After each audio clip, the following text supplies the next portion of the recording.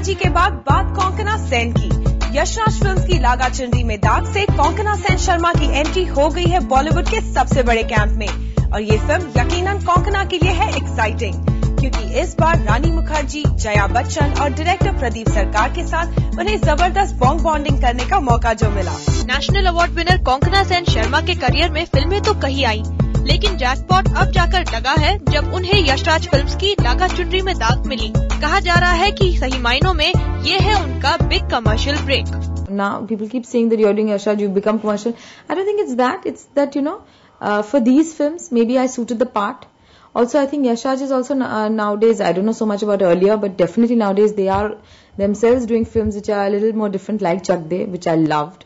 So I think everyone is experimenting with different kinds of things. Konkona इस film में छुटकी का किरदार निभा रही है और ऐसा लगता है कि जया बच्चन और रानी मुखर्जी ने उन्हें बिल्कुल छुटकी की तरह ही पैम्पर किया। नहीं, ऐसा कुछ नहीं। I'm sure I could have been pampered more, but I think I was very comfortable. It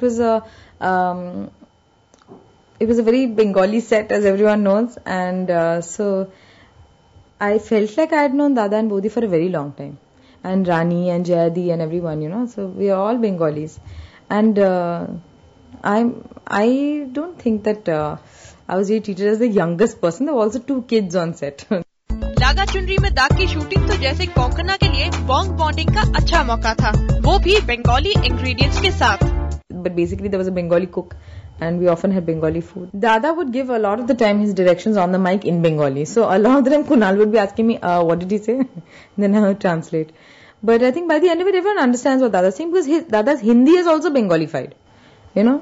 The way he speaks his Hindi is very funny because he speaks it in a Bengali way. Film में कोंकणा और कुणाल कपूर की नई जोड़ी देखने लायक है। एक तरफ है कोंकणा जो है एक सीरियस परफॉर्मर, तो दूसरी तरफ है कुणाल जो है बहुत ही फ्लैम्बॉयंट। यही नहीं, ये दोनों एक बार फिर यशराज फिल्म्स की आजा नचले में भी नजर आएंगे। It doesn't matter if in real life I'm serious or not serious, or in real life he's flamboyant or not, because I have to be Chutki and he has to be Vivan. रानी मुखर्जी है commercial cinema की queen, तो कोंकणा है serious cinema की बेहतरीन performer. ऐसे में दोनों के बीच कंपटीशन होना जायज। So why should there be competition? I think if the other, if your co-star is good, it only shows how good you can be, you know. What I mean to say is you're only as good as your co-stars. If your co-star is a very good actor, then you can react off them, you know, and I think the scene can go to another level altogether. I'm a big fan of hers. I love her on screen and I was very excited to work with her. Konkona खुद को किसी camp का हिस्सा तो नहीं मानती, लेकिन अगर लागा चुनरी में दाग चल जाए तो शायद उनका नाम यशराज कैंप के साथ परमानेंटली जुड़ जाए। रोमा श्रीवास्तव, ज़ूम, मुंबई।